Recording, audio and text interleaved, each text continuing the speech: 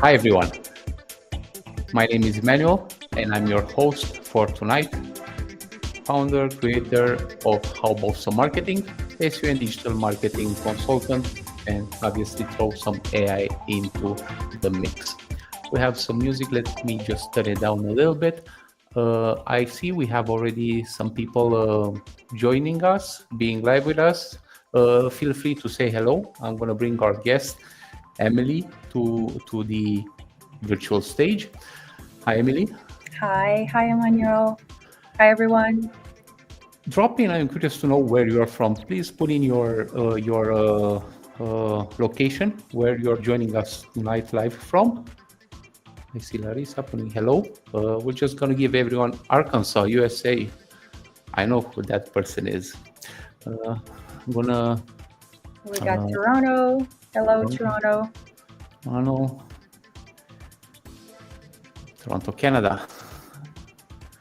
A lot of people from Toronto. We're just going to give a chance for just probably 1 minute and 30 seconds, get a chance for everyone to join. Sometimes, I know from my own experience, after so many years of Zoom calls, Google Meet, Microsoft Teams, WebEx, and any other, and StreamYard, I still somehow feel like I'm not natural and can't find my way from here. Right? So we have 15 people live joining us, so thank you so much.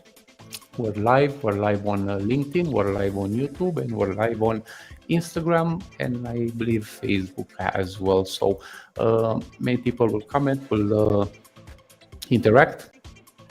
And with that being said, I'm just going to take this opportunity to reduce the music and officially start this webinar.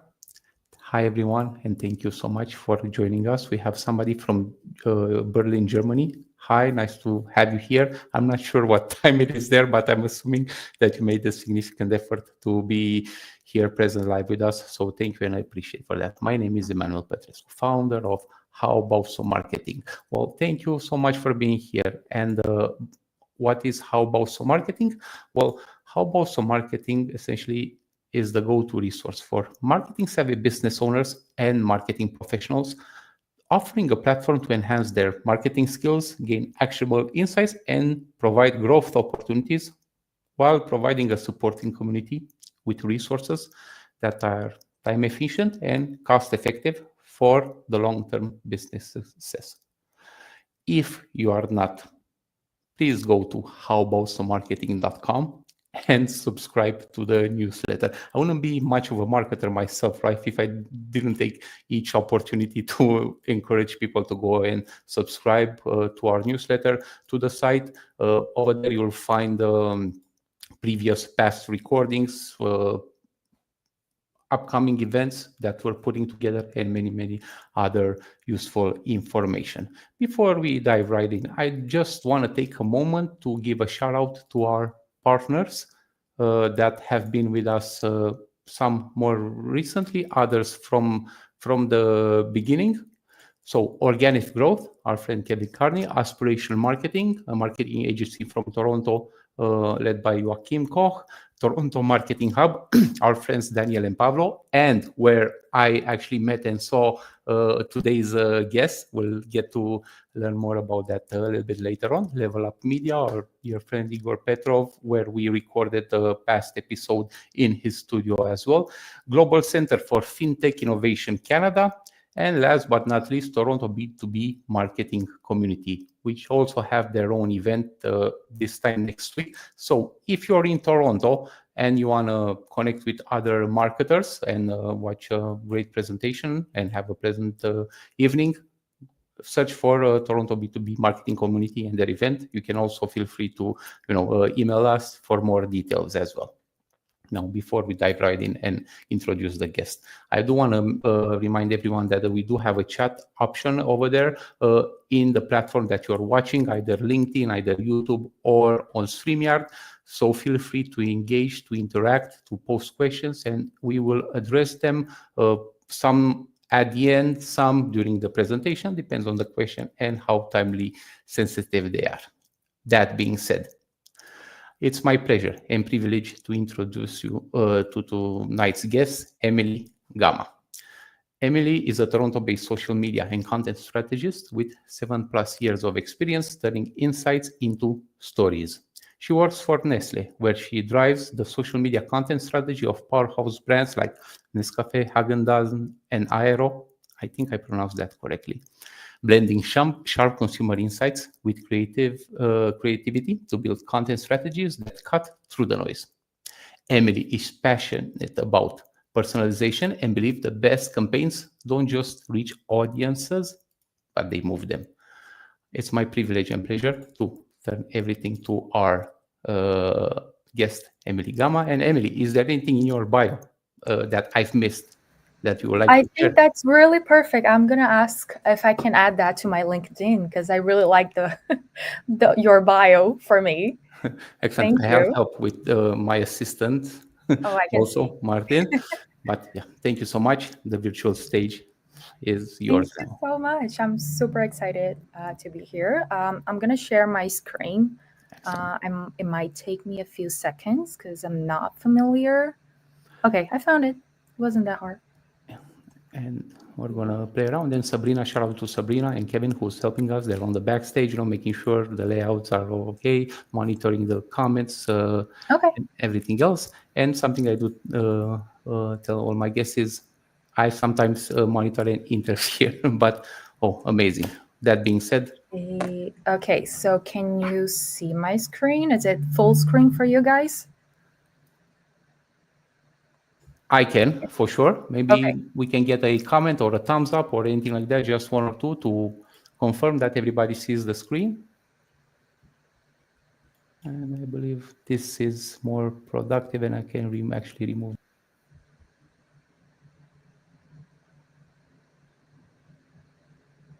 I cannot see the reaction. Sorry, guys. I'm assuming everyone can see it, so I can let me know if I can start.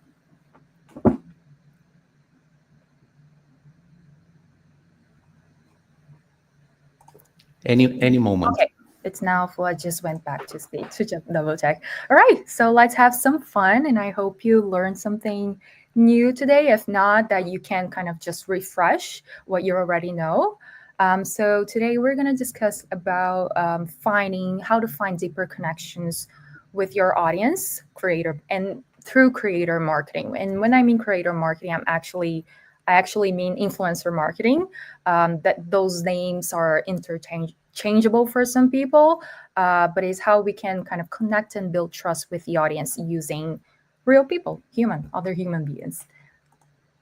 So Emmanuel already introduced me, so I think maybe we can skip that. But I would like to just mention a few brands that I've been working with at Nestle. I've been with Nestle almost 3 years already. So I had the pleasure to work with brands like Nescafe, Häagen-Dazs, and Aero. And my big passion is turning consumer insights and doing that research and turning that into content strategy. So I'm really passionate about personalization. So I feel like that brings a little bit of sparkle for me. All right. So what you see here today is we're going to discuss and understand the noise on social media. As you know, we're all on social media platforms. It's a very crowded place. It's a little bit overwhelming as well. Not a little bit, actually, too much overwhelming.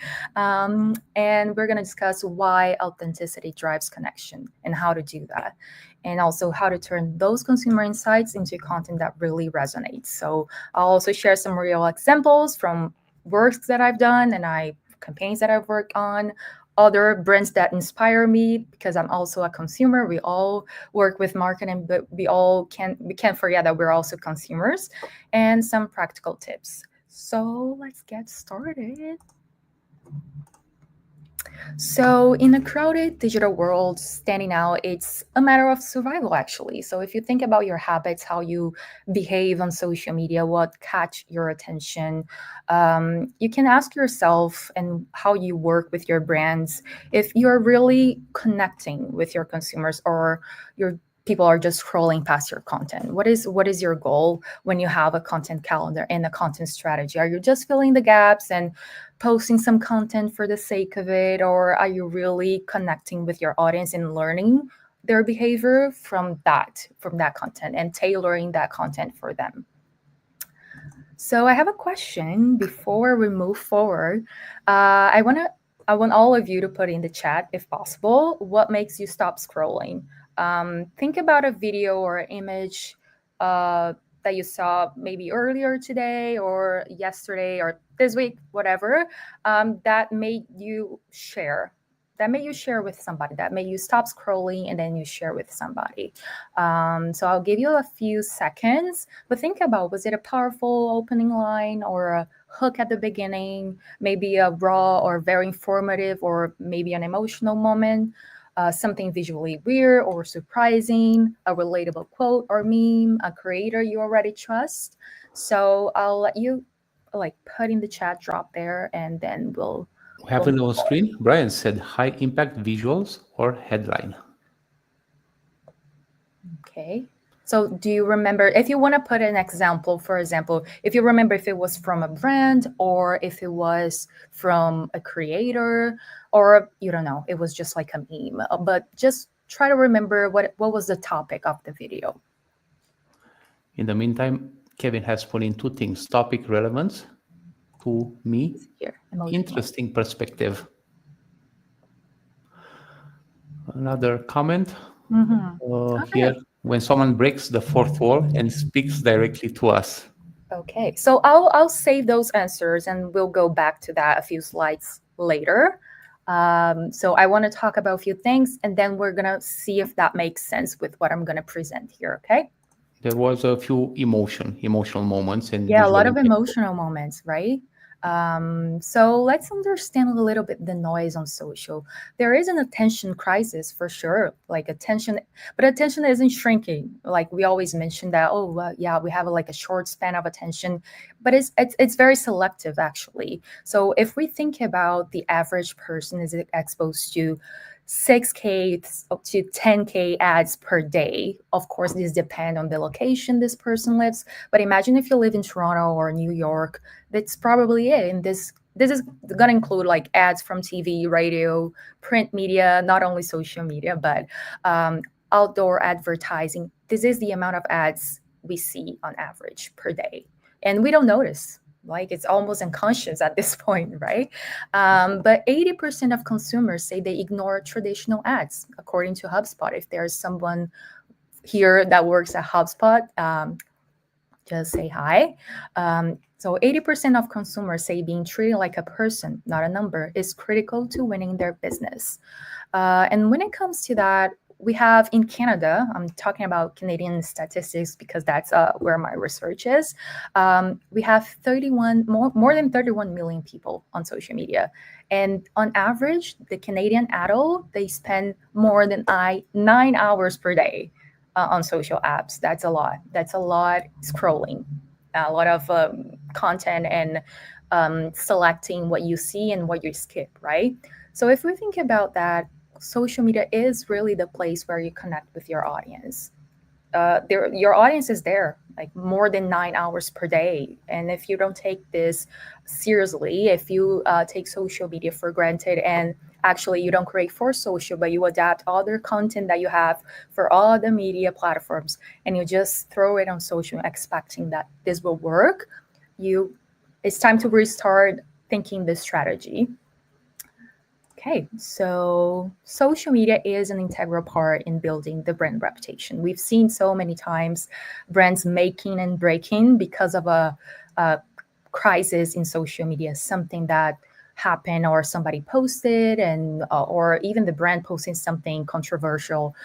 It gives you the ability to voice your brand message and create a deeper connection and give your audience their own voice to coexist with yours.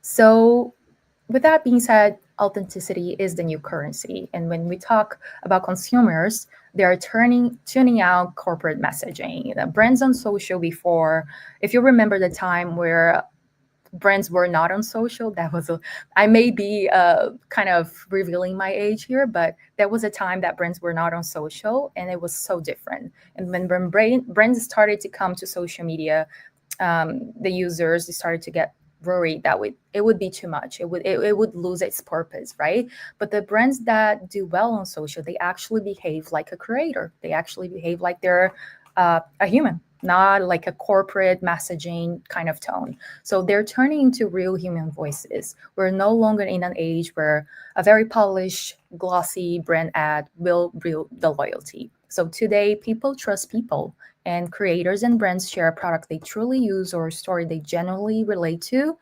It doesn't feel like marketing, it feels like a recommendation from a friend, and that's what builds connection. So here's just one screenshot of one of the campaigns I've worked with last Christmas.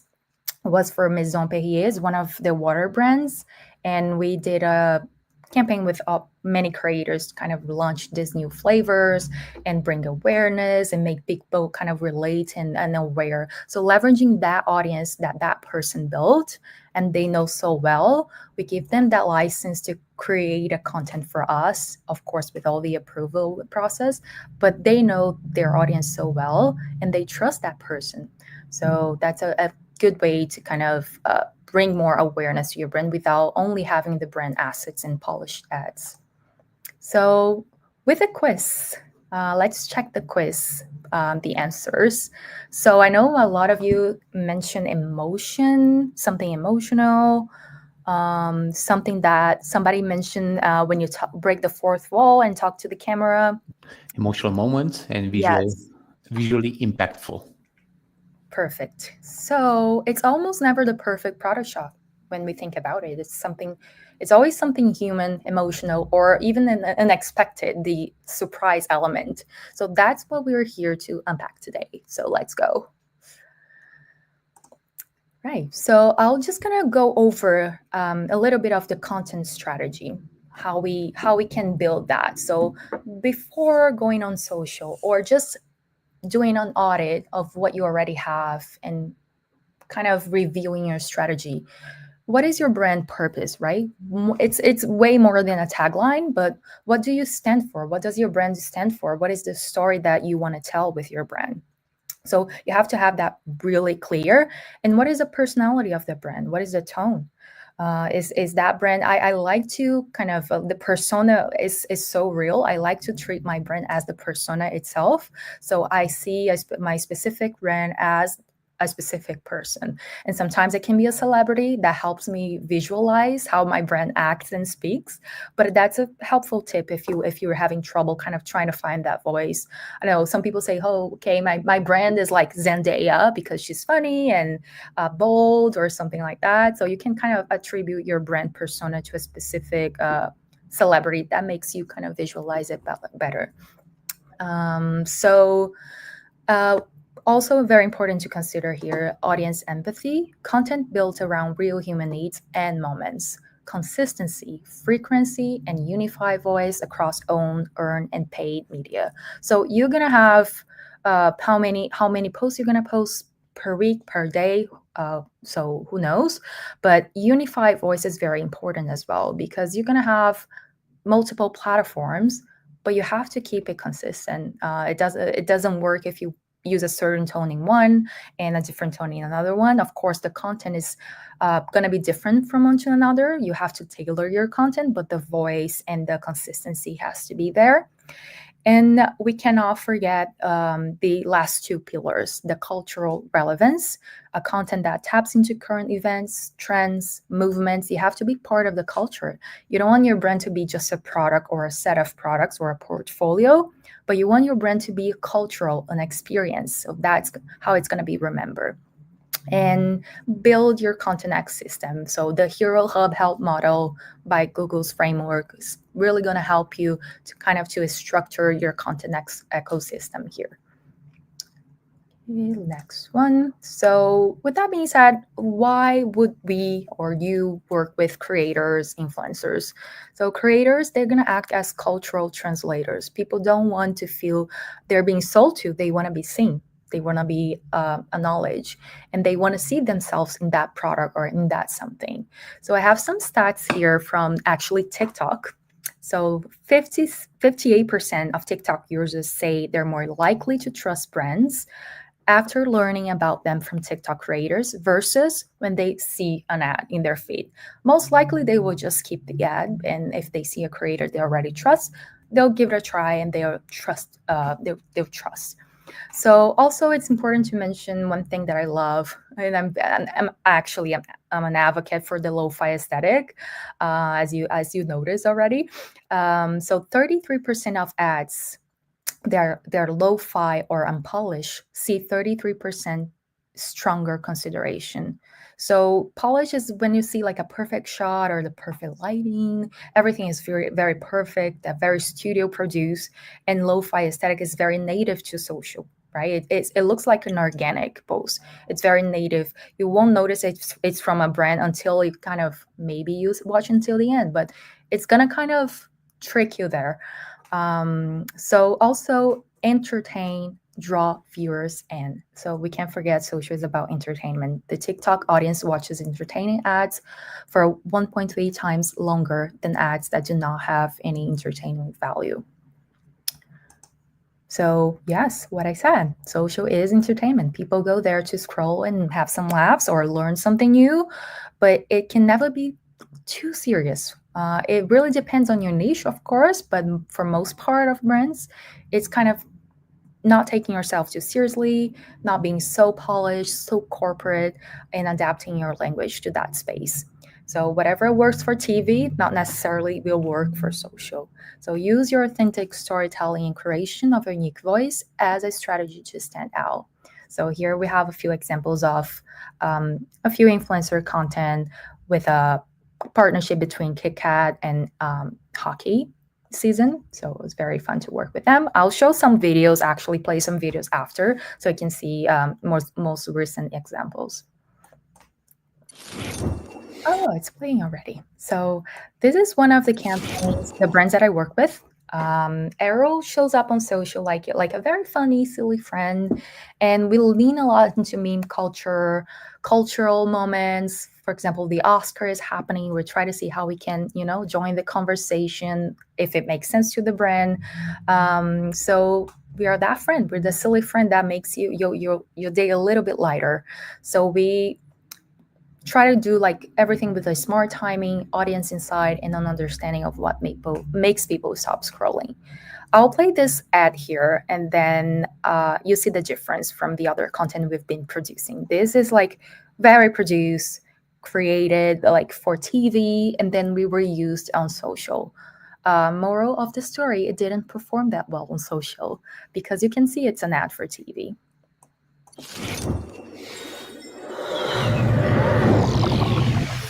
Hold! With the bubbles happening. We're waiting to see if she's going to chew or let us melt. Oh no, are we getting chewed? Feel the Aero bubbles melt. It's mind bubbling. So everything here gives you like, it's giving TV energy, like the voiceover, the logo at the bottom. Can you hear the sound? I'm not sure if it's being shared. Yes, Okay. the sound was shared, and amazing. I'm learning a lot. You get some feedback from our audience, so thank you so much for doing this. David was ready for a night of Oh my uninterrupted gosh, game. you're all playing at the same time. Help. So this is one of the some of the videos that went viral. Okay, totally unpolished, different aesthetics, but they're very native for social. You won't notice right away that they're from Arrow. They're like a campaign going on. Let me just try to play from the start because it's trying kind of hard. David was ready for a night of uninterrupted gaming and Okay. It's a very silly one. It's just comparing Arrow to an airplane, and this comes from an insight because of the name, just a play on words with the name Arrow. People relate a lot to airplanes or Arrow, anything that has to do with aviation. So we kind of transform the chocolate bar into an airplane, and people kind of laughed and comment, and this went viral on TikTok, and people are going crazy on comments in the comment section.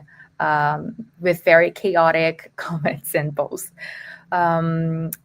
The other one is an influencer. His wife caught wind of his plans, but luckily for David, he had arrow truffle on deck because once Jules tasted those melting arrow bubbles, she was transported to a mind-bubbling state of pure bliss. And something about those creamy arrow truffle bubbles melting causes Jules to completely forget all about David's video games. A win is a win. Now comment below if you're going to pick up some arrow truffle to have your own mind-bubbling experience. David's commenting.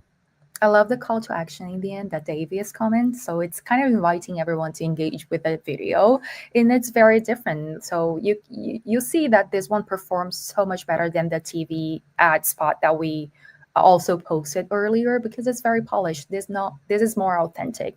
This feels like something that you really see yourself in that situation, something relatable, a shareable experience. So like just sharing two more. Oh my gosh. David was ready for a night of uninterrupted.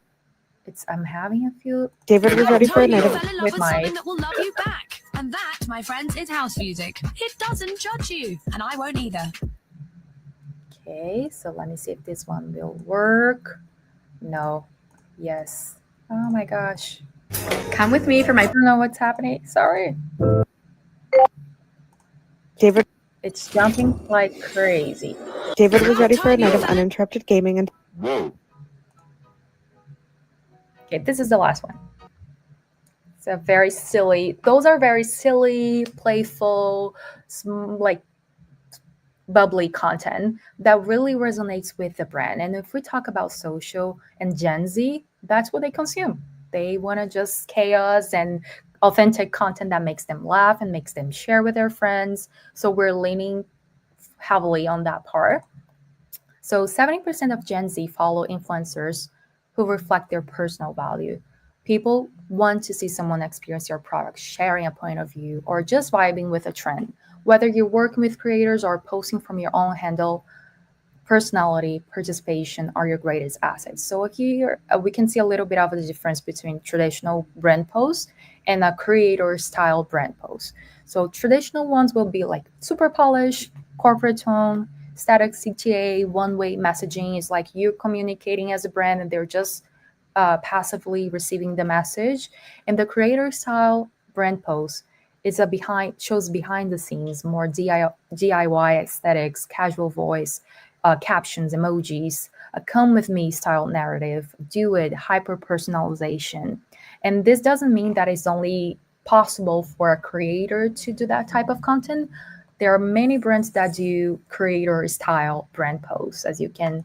Guys, the Swedish chocolate package just got delivered to me and I have to show you guys exactly what it is. It's the new Aero Scoops chocolate bars. They come in double chocolate, chocolate strawberry, and vanilla bean. Let's try the double chocolate flavor first. It's so bubbly and airy as always. And it just melts in your mouth. Next up was the choco strawberry though. This was like chocolate and strawberry ice cream melting in your mouth all at once. Let me know which one you want to try. So if you see that and then if you see a brand ad, which one do you think you would kind of make you likely try that bar? I personally think, and like the insights show us that having the creator presenting the product to the audience performs way better and make them want to try it than other than just having the brand asset posted.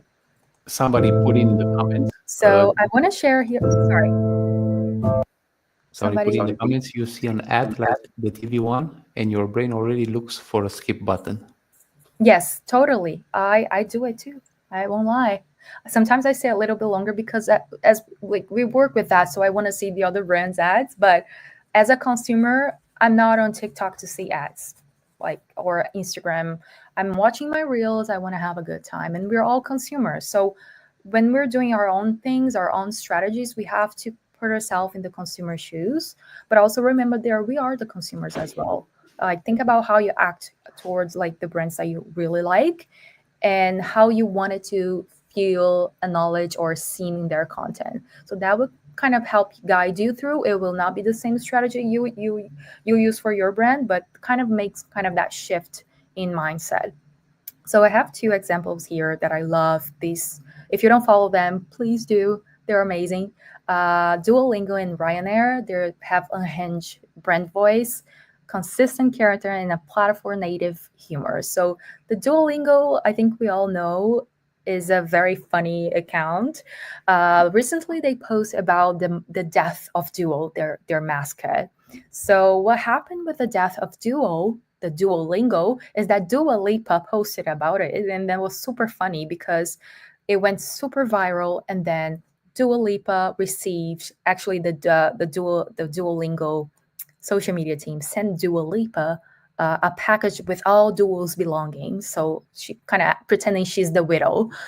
So this went viral. This is a way, of course, to kind of leverage a human interaction, a human moment with a celebrity or maybe a creator that makes your brand stand out more. And Ryanair is a aviation company from Europe, and they're very famous for being like a very cheap. They have very cheap flights, and on social they're totally savages. They have no limits. They're like totally unhinged, and it's very funny. So this one is they use actual consumer insights, that they know what are our consumers' problems, what are the consumers' wishes, what do they worry about, what are the situations and life experiences they're going through, and they use this in their videos so it's relatable. And if it's relatable, it's shareable. And when we talk about social, we're talking about sharing. It's way more important than kind of having the likes there. So we're talking about sharing and seeing ourselves in that content, in that situation. So I'll share this one because I love this one as well. Who needs 1 degree when you can have 30? That's so silly. So it's basically, I'll play it again. Putting myself in. Who needs 1 degree when you can have 30? So this one is mentioned like I should have been studying, right? Instead of studying for my exams and writing for my thesis. So it's actually playing with an insight that they know their audience. Most people like book their flights, even though they have other things to do and they should be doing something else. But yeah, they use that to create a very silly and funny that looks very innocent, but they know that what they're doing. So another example that I would like to bring that is different from all the others, because when we think about social, it's easy to think about the funny brands, the quirky ones, very witty, but there are also other tone of voices that not all brands have to share the same tone of voice and be like the funny, the clown of the internet. So, and here we have Nike, which is very purpose-driven storytelling, using athlete influencers and short-form social content. So Nike doesn't advertise. They empower creators just to tell stories. So these figures are just faces of the brand. They're really the co-authors of Nike's narrative. So we can see, I don't know if you remember the Serena's Dream Crazier campaign, really tapped into emotion, identity, cultural tension, and it was all through her lens. You can see that the aesthetic is a little bit more polished, right? So they have like more produced visuals, but it works for them. It works for their audience. But they bring the storytelling, the experience. It's not about showing the running shoes or the apparel. They're really telling the story, and the brand is there. It's part, but it's not the main character. It's part of the story. So if you think about it, why this shift? We have a lot of ad fatigue. People are bombarded with content that feels inauthentic. Algorithm discovery, platforms like TikTok elevate individual voices. We have culture shifts because in an age of misinformation, consumers really value honest and unfiltered storytelling. Come with me for my purpose. So with that being said, crafting content that cuts through, it's a challenge, right? It's not that it's easier said than done. It requires research, analytics, and try to understand your consumers, how they behave on social. So here I created a cheat sheet for you guys, so you can kind of just take this into consideration whenever you're building your strategy, your content strategy. So if you're going to co-create, choose creators who genuinely align with your mission or aesthetic. Let creators speak in their own voice. Don't sanitize the message. What happens a lot is we can see brands that will work with a specific creator that they reach out because they love the creator, they love what they do, but when they hire that person, they kind of start sanitizing and making the message too corporate. So you lose the point. Like what's the point? It's better to create a branded asset instead than using a creator if you're doing that. So what we do and what I try to do with my brands is always letting them having the creative freedom they need to provide us with a concept, an idea. And of course, with that, we'll go over through all the approval processes that we need to go through and respecting all the guidelines. But the creative idea should come from them. They know their audience. They know their audience better than we do. And they know what works. They know the patterns. They know what resonates with the audience that follow them. So yeah, that's just a very important thing because I see that a lot. Invest in long-term creator partnership. Just don't partner with them one time if possible. If you want to work with somebody again in the future, you had a good relationship, you had good results, bring them back, keep working with them because you're showing to their audience that this is real, this is actually authentic. They actually like your product, so the trust is going to increase. So think about thumb-stopping visuals. Use pattern disruption, odd angles, bold color, close-ups, or facial expressions, quick motion, text overlays. This is all gonna matter more than polished design. And if you're gonna see at the end of the day, if you're gonna analyze your content, you're gonna notice that the most spontaneous ones are gonna perform better. Loop to storytelling. So you can start with curiosity or conflict. Something like, wait until you see what happened. I was not expecting this. It has to, you need a hook at the beginning, the first 30 seconds of your video. Otherwise, they'll just skip. And the hook can be vocal, can be a voiceover, can be visual, can be movement as well. So you need to make sure that this is something that encourages replay and shares. Other thing that is very important to consider including in your strategy is UGC, user-generated content, and co-creation. Feature the real friend, the fans, the reviews, the unboxings. Involve your audience, make them part, make them feel seen, and bring them to your content strategy as well. So when you reshare, don't be super concerned that your brand has to come first, your logo has to be big. No, they'll know it's your brand. If your brand is there, part of that experience, they'll link that, they'll make the connection. Lead with a hook. So humor, shock, joy, tension, whatever works with your brand and the personality that you built, just try it. It's a learning experience. CTA comes subtle. It's not the headline, and viewers act when they feel, not when they're told. So with that also, I want to just kind of, how do we get the insights actually, right? Because we're talking about the creation of the content, what is important for the content, but how do we get to that part? So we're talking about data-driven creativity. For creative people, it can be kind of hard and painful to talk about data-driven strategies, but it's part of what we do as well. So use the social listening tools. Like there are so many social listening tools in the market. You can choose yours. So content performance metrics to track, reach, saves, shares, watch time, brand lift. A/B testing creative formats, try all the formats that you can, video, carousel, still images, and try different CTA styles as well so you can see what works. So with that, an action you can take after this webinar, and you can write it down, you can kind of do that later, is to audit your top 10 posts this quarter, the top 10 posts for your brand. What do they say about your brand? What is performing well? And can you notice a pattern? Can you identify what's happening there? And that's the first thing that we do whenever we're building a strategy, just do the audit. And after that, you can kind of identify the patterns and kind of follow a strategy or see what needs to be changed. So I love that part because I'm all about making data emotional. And that means I even put like a smiley face to kind of add the emotion. Emotion really moves people. But when you take data and wrap it in story, context, or feeling, that's when it becomes powerful. So we all remember the Spotify Wrapped, right? At the end of the year, we all kind of start sharing on social media the top artists, the top songs that we listen to.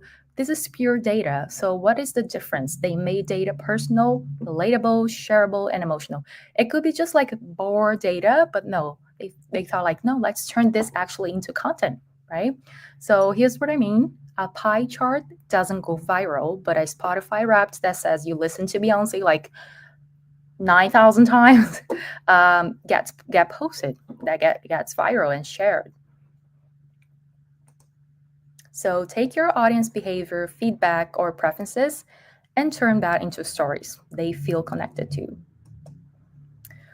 All right, so I think that we're almost at the end. So the key takeaways that I want you to take with you here is the authenticity is your competitive advantage. So be real, be human, be relatable. And creators are the bridge between brands and culture. So see them as your partners. Partner with them, not just for influence, but for insight, for trust, and relevance. Cut through content starts with emotion, not promotion. As marketers, we tend to put the product first all the time, but is this bringing real value? Or is the story that you tell, is the experiences that you share, and making your brand a little bit more human, humanizing your brand? Watch out for your brand behavior. Show up with personality, consistency, and participation. You don't need to be perfect there. Make data emotional, turn insights into narratives your audience can see. Connection comes from collaboration. So bring your community into the process. That means fans that share things about your brand, remixing trends, or featuring fan stories. Right. So there is a very interesting insights tip that I wanted to share with you. I don't know if you know that already, but if you work with social, if your brand is on social, it should be. There is a TikTok Creative Center. I'll click here so you can see. Can you see this one? No, I believe you're sharing just the presentation. Oh, no. Or maybe we can drop the link in the chat. I can drop the link in the chat. Yes. So the TikTok Creative Center is it's a resources center for social media. So you can see top ads they are performing, the platforms, keywords insights, creative insights. They even have their own AI that helps you with creative ideas, scripts, insights, reports. So if you want to look for examples of top ads, you can search there. If you're wondering what's trending on TikTok, it's going to show you there. If you're seeking more for creative guidance, it's going to show there as well. So it's a very interesting platform. And then just feel free to kind of play around, look, and see all the insights that they have there. It's really helpful when you're brainstorming your content strategy as well. And we put the link in the chat and on the screen as well. But if you Google it, it should pop up among the first results. All right, so I think that's a wrap. That's it for today. Thank you. I know that now it's time for Q&A. So let's connect on LinkedIn.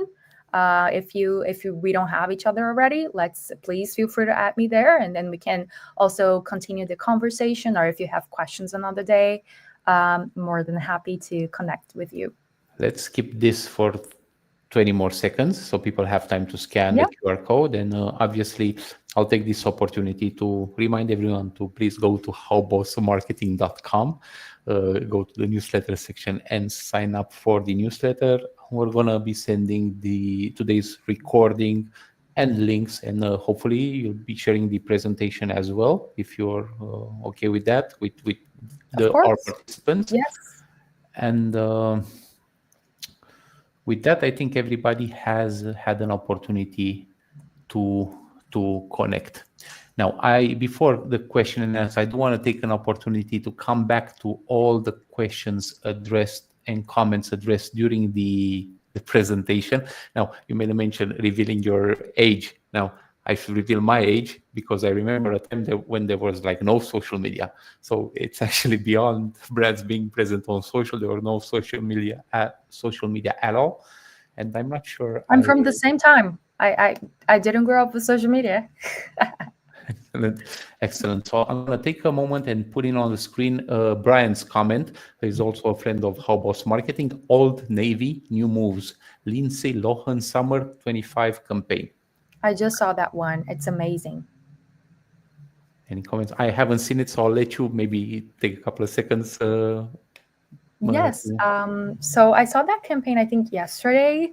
It's really, really like you can see Lindsay Lohan's face right away. So it's like linking her to the brand is a very bold move. She's launching Freaky Friday 2 soon. She's kind of came back to kind of to social to I don't know, like to like she was like she disappeared for a while and now she's back. So she's very popular again. Okay, I'm just reading the other Going question. to drop the link in the chat sometimes. Again, amazing Yeah, I presentation. don't have the link, but I would love to see it again. It actually just popped up in my feed as I was scrolling. I think this is it. I hope I dropped the correct link. Amazing presentation by Rebecca. Brian, follow-up comment, a campaign that cuts through, referring to the All Navy campaign. Amazing. Excellent job on this topic. And excellent presentation. Sabrina has a question. Lara, great, excellent presentation. Yeah, okay. I'll let Sabrina actually put everything.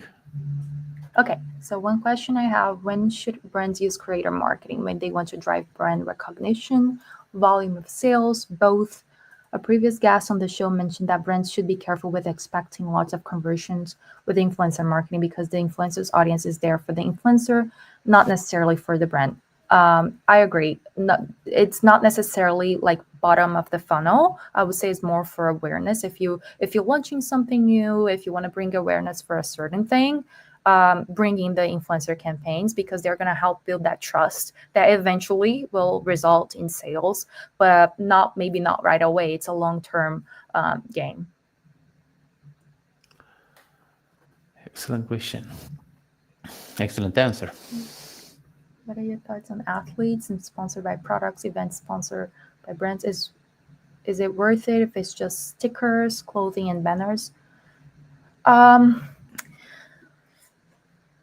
mean, there's a difference between an experience and only occupying a space and being in that space. What is the experience that they're actually providing, right? I think it's case by case in this situation. Are they providing an experience with the athletes? I'm sure, like for example, Nike, they sponsor so many athletes that they wear the uniform, the logo. But yes, it gives them visibility, especially during like key moments like Olympics, stuff like that. So yeah, it keeps them visible. You associate Nike with athletes, so it keeps your association. But if you're talking about more events like activations for local people or local things, I would actually prefer like to focus more like tangible experiences for the fans and the consumers. Excellent question, excellent answer. And you know how the fighter, and speaking of sports clothing and athlete brands, there's actually incentives and there's friction between Nike and Adidas or Puma or any other, especially in European and World Cup football, right? And you know they're investing a lot, and you know they're fighting each other, and there's more value whenever a brand gets an athlete that was with their competitors before. Are there any more questions? I really loved it. Again, Rebecca. And there's one more. I'll let Sabrina put it on screen. But do you think generally, culturally, video is moving towards lo-fi? Well, the lo-fi aesthetics or brain rot. I think this can be a way of it's a very popular way of creating the videos, of course, and I would say that is very part of the new generation, the Gen Z. It's very I don't think if I can't say yet if we're totally shifting, but the way we behave on social is that way. We're more like lo-fi aesthetics. But that can change with the next generation. Who knows? We can say I can say if this is gonna be like a cultural change and shift, because social changes every week. There's always something new. So it's never there's never a dull moment on social media. I think it's always changing, and whoever works with that has to kind of keep up with the momentum and keep going. But definitely right now the landscape is like the lo-fi aesthetics, the brain rot, a little bit of chaos, and witty and sarcastic humor. The brands who can perform that way are doing really well.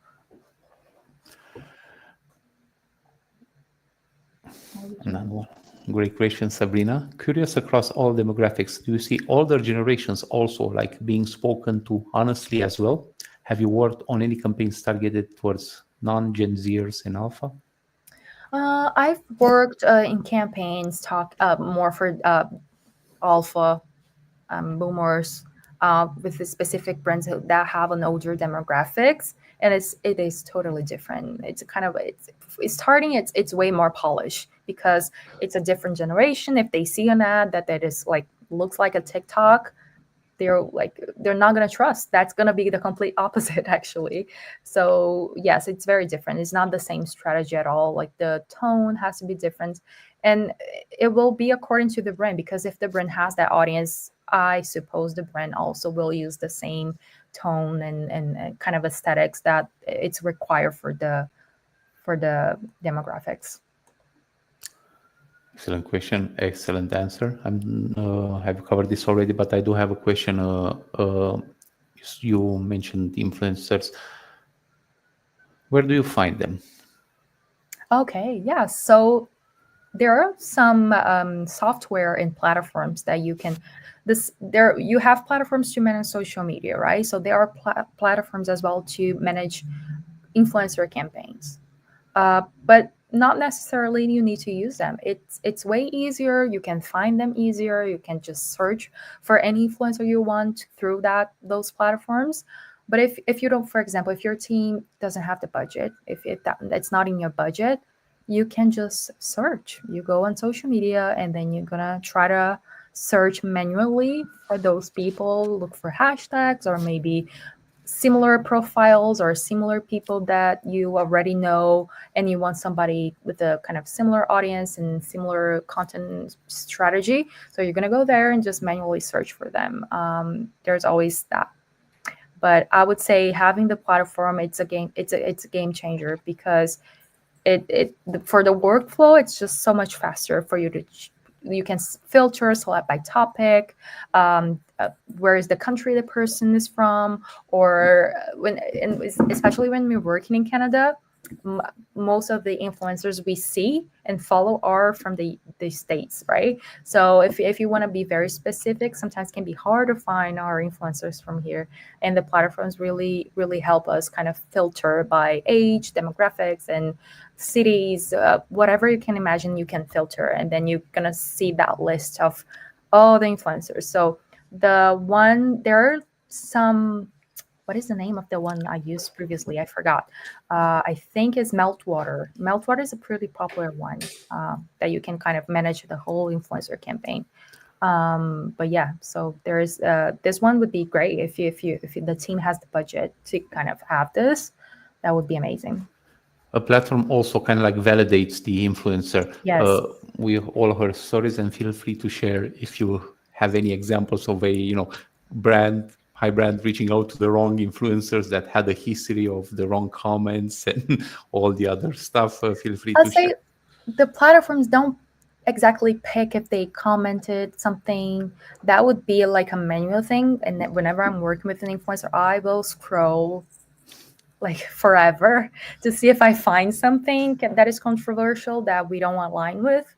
And then kind of course, I share with a corporate team as well, to see like, there's something that you're concerned. Nope, we're good. We're all good. It's okay. So we can consider this person. So that's what we call vetting the person first in the process before even reaching out or just asking if they're interested in working with us. So I see here somebody's asking, Yeah. what platforms do you like best for keeping track of the work post schedule? This is for, I imagine this is more for social content, right? Scheduling. So I've used so many. I've used Sprout. I'm using Sprinkler now. I think Sprout would be my favorite. Yeah, for from the ones I used, that would be my favorite. It's very user friendly and nice reports. It's very easy to pull out the reports. So it was a good time, but we changed. On the topic of the influencers, I'm going to share some thing from my personal experience. Don't be afraid to reach out to micro influencers as well. I used to work in with for lawyers, marketing for lawyers specifically for a couple of years, and obviously they're targeted specific regions, very niche, very restricted geographically, right? Lawyer in Markham or whatever DUI. So you'll be surprised how much business you can get, even as a plumber, even as from a business owner's perspective. You should reach out to a local influencer within your region, and there's plenty of them as well. That doesn't need to have like a massive following, 500 people in a relevant location. Markham is a region in Toronto. Many people are joining from the US. So let's say, give an example, New Jersey, or even something smaller like not such a big region, right? Reaching to somebody, micro influencers that's active, that's engaged in the community, can do wonders for them. And with a budget of $500 or $1,000 Canadian or US and up, you can actually achieve a lot of things. So don't be afraid to reach out and consider influencers in your activity, even if you're a smaller business or an entrepreneur or simply a consultant.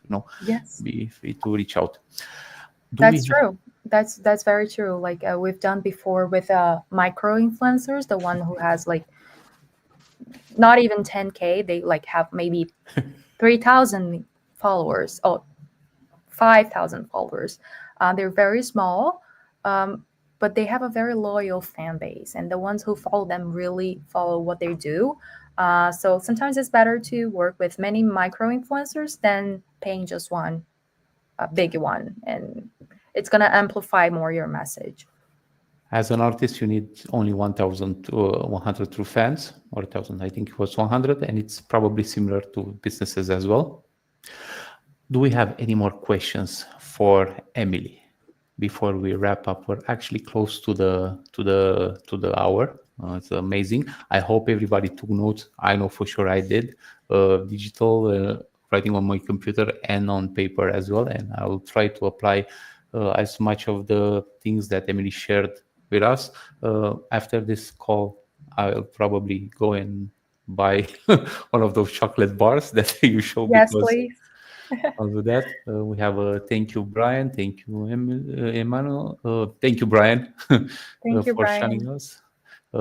Enjoyed our presentation. I hope everybody had a great experience. We have one more question before we wrap up. Thoughts on brands spending dollars on buying views? Yeah, that would be like Excellent. the boosted, kind of boosting the content, right? So yes, so totally in favor, actually. So if you can amplify your message, that's great. So if you can make your brand more seen, when we talk about content strategy, we're talking about paid and organic. It's not either organic or paid. It's just both, right? We have to consider both because they have to walk together in order for you to achieve the growth. So with the paid, if you amplify your message, if you boost your content, you're going to reach a wider audience that maybe don't know your brand or didn't consider your brand.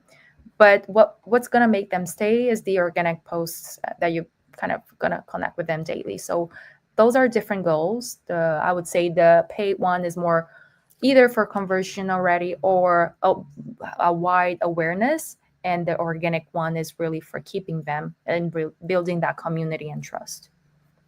And from experience, again, I work mostly with small to medium size and growing businesses. So boosting can actually help reach their current following, because the organic reach is quite low on Meta and LinkedIn as well. So boosting will actually get that. I believe there are no more questions. First, one more time, if people want to connect with you, I believe LinkedIn is the best place, correct? Yes, Emilly correct. Gama, she shared the QR code. We'll be sharing the link following in a following email, as well as the recording. People can jump on LinkedIn and message you there if they have any additional questions or tips. I can only say one more time. Oh, Sabina has put it in the chat. Thank you so much again for accepting to come tonight and sharing all these insights and information that I believe everybody can take and apply in their, either for their business or for the company that they work for. If you are not yet, I'll take this last opportunity to remind you to go to howaboutsmarketing.com and subscribe to the newsletter. That's how you stay in the loop with whatever webinars we're putting on. And we have a live webinar every last Thursday of each month. This is set in stone moving forward, and we'll have more updates as we go. And this year is going to be a good year for How About Marketing. We're growing a lot. Our team is growing. Our viewership is growing. Our subscribers are growing, and we're becoming that community that we eager to be part of.